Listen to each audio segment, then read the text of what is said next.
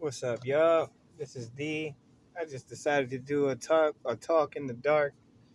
I'm in my car and I don't really have a lot of light. Well, I can turn on the light, but it's too bright for me right now. So I just decided to just talk, and this is basically me in the car. I'm in my car right now, and this is around the time I start winding down.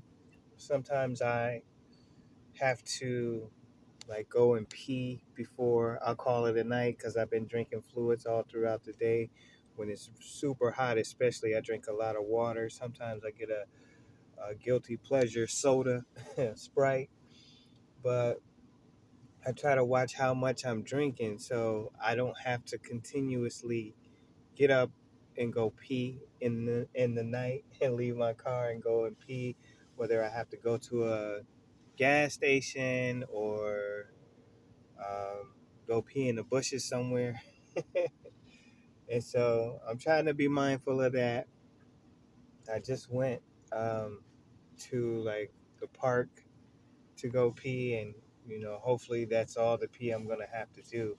I've also got good at peeing in a cup in my car, which is not easy. I don't know. I don't have a lot of space in my car like that, so you have to be at the right angle to pee correctly in your car. You got to have covers so nobody can see what you're doing. Yeah, living in your car is completely different than, being able to go in your house, take a shower. I don't even really take showers. I have to wash up, and then I get the baby wipes and I'm wiping my skin constantly. Like when I wake up, I'm doing that. Or if I can get to like a sink, I can shower up. Today I went to um, a gym and I was able to take a shower there. It felt so good to be in that hot water. Oh my God. Once I get enough money, I'll probably get a hotel room and just really soak it up after not being able to actually sleep in the bed for quite some time, sleeping in my car. I sleep on my stomach. In my car, I sleep on my back. So I'm learning how to do that, which is something I never do. And so getting used to that and just trying to maneuver my body in a good sleeping position in my car. So it's just a lot that comes with it. And I was talking before about the gas. Like right now, I have the air on. It is a little humid, even though it's nicer than it normally is at this time of night because it's summertime. But I still have the air on. It is humid. So, and then I need to charge my phone while I'm talking on it right now, draining it. But yeah, it's a lot. So, you know, you have to find somewhere that is comfortable at night, somewhere. I'm a loner, so I don't talk to many people. I do out when I'm out in the day, I'll say hi, and I've met a couple people today, and we shared a pizza, me and this one guy. He goes by Nomad, and yeah, it's that sort of thing, but I'm mainly by myself. And so whether I'm doing something creative, whether I'm doing readings, making rings, writing. You know, I'm constantly doing something. And so I'm trying to remember to just relax sometimes, just to be. And so that's what I'm nailing home for myself is just to be sometimes, just to relax and know that I don't have to do anything. Sometimes I could just be. And I have to really drive that home to myself to remind myself of that. And, like I said, you got to have gasoline for the car throughout the night. And, I see how fast you can burn up gas with it just idling, with your car just idling with the air on.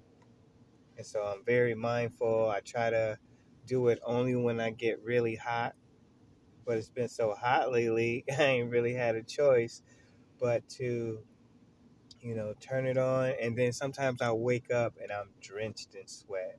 I'm talking about completely drenched. And so I'll turn on the air and then I'll dry off because it's so cool. Yeah, it's like, you know, this is about survival. This is about doing what you have to do, in order to keep moving forward. It might not be ideal for everybody, but when my queen passed, my life got uprooted in the sense that I couldn't stay in that house and be alone, and every room was her. It was me and the pups, and then I couldn't take care of them because I was a wreck. So I gave them up to our neighbors who had puppies and they lived on the farm. So, I mean, doggies.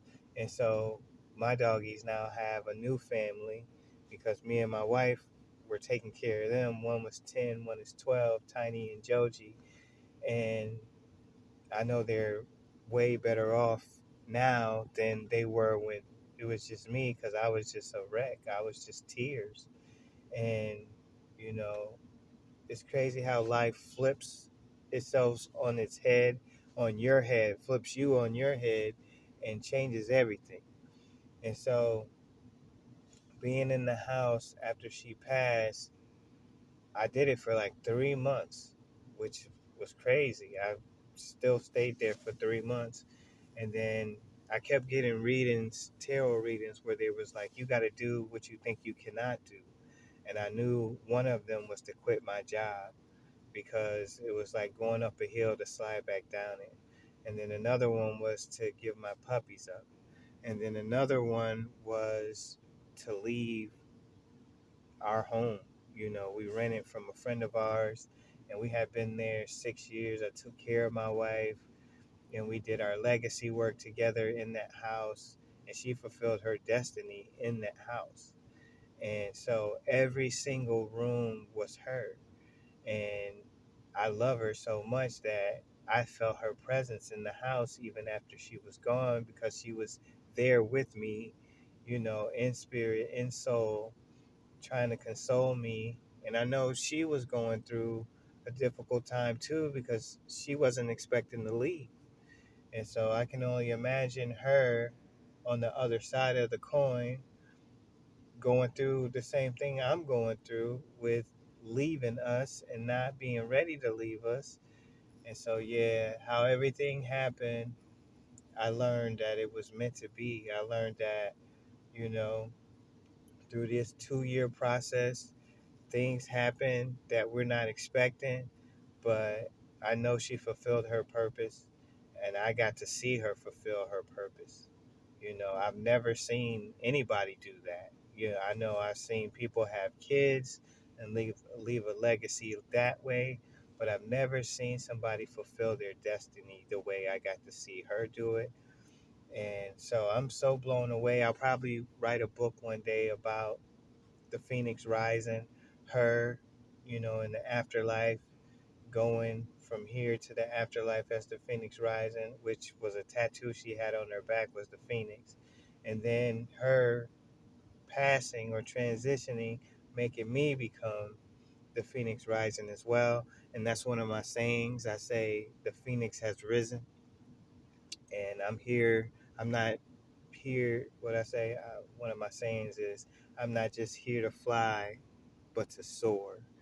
And so I feel like with her transitioning, ascending, leaving the physical, that's now pushing me forward to do that, to become the Phoenix rising and to soar.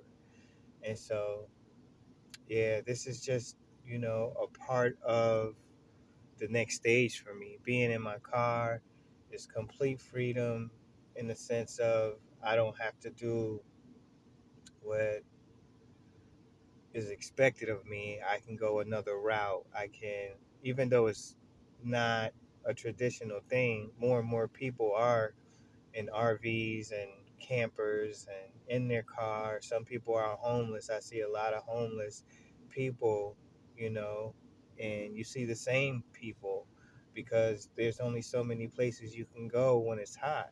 You know, people are in cafes, people are at the library trying to cool down and read a good book, or just find a safe little corner for themselves to be, you know, by themselves, or maybe even have some conversation with others. But yeah, you see the homeless, people sleeping on benches, people, walking around, just, living their life. And it's not, like the normal life where you pay your bills. I mean, I pay my bills, but I'm used to paying rent. I'm used to paying, electricity and Wi-Fi and, all the things that you pay in a household to keep that household running and going to get groceries and having a system and a routine like that. I don't have that here. I get up, I go, usually in the AM, I'll go to a cafe before work, or if I'm not working, use the Wi-Fi, get like a coffee or some breakfast, and listen to my readings for the week or for that day. I have my own tarot readers that I listen to, and I'll get my guidance, my insight, my clarity for that day or that week. And that's how I start my day every day. And then I'll either go to the boardwalk, I mean, the river walk, or I'll go buy some water and, get some exercise in, light walking just to be in nature, just to be by water, see the birds.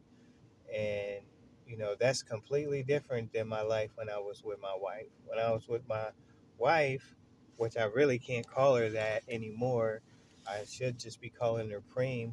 I called her Preem because that was short for Queen Supreme, and so I'll just call her Preem. But her real name was Shannon, but I called her Preem.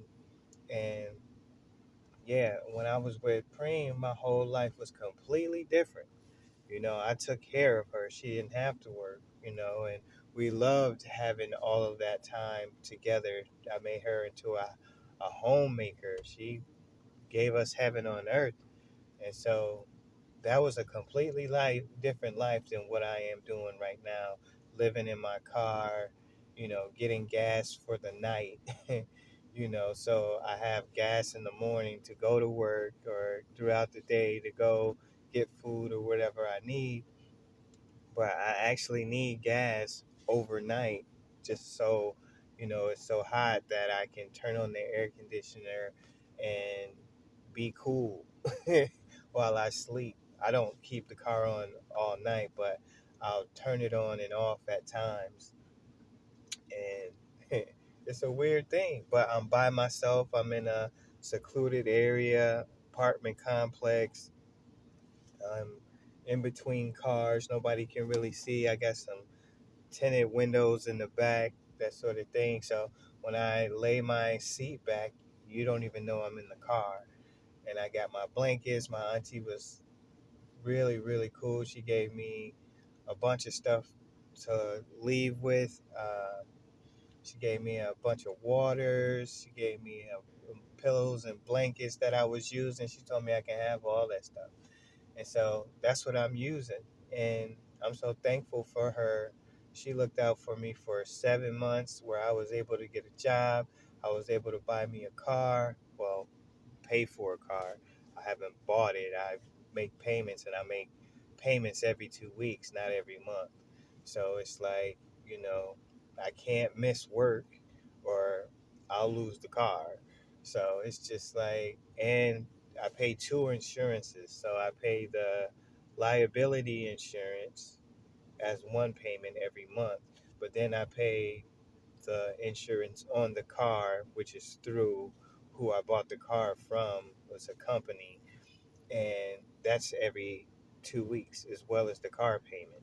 So I'm basically, making a car payment every 2 weeks as well as insurance, and then I have my credit card bills and that sort of thing. So it's like every time I get paid, money's out the window, and so I'm starting to get more hours, but I haven't hit 80 hours yet, and that's what I'm supposed to be at. I'm supposed to be at like 40 hours a week, but I haven't hit that since I've been at my job, and I need that money. So I'm doing my best, to ask for more hours and that sort of thing, and they're trying their best to give me more hours, and so I just keep flowing. I keep going and doing what I know to do. I go to parks. I go to beaches. I haven't been to a beach as of late because of gas money and that sort of thing. But there's even a ferry you can take to go to Anna Marie Island. And, I really want to take that trip. So I'll be doing that soon too. But there's so many different things you can get into, you can do, and that's what I'm looking forward to. I'm looking forward to new adventures this summer and just doing things that I've never done before. Living in my car, I've never done that.